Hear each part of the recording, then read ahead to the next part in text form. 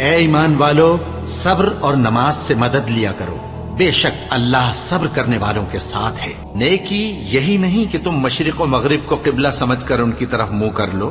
بلکہ نیکی یہ ہے کہ لوگ اللہ پر اور روز آخر پر اور فرشتوں پر اور اللہ کی کتاب پر اور پیغمبروں پر ایمان لائیں، اور مال باوجود عزیز رکھنے کے رشتہ داروں اور یتیموں اور محتاجوں اور مسافروں اور مانگنے والوں کو دیں، اور گردنوں کے چھڑانے میں خرچ کریں، اور نماز پڑھیں اور زکوٰۃ دیں، اور جب عہد کر لیں تو اس کو پورا کریں،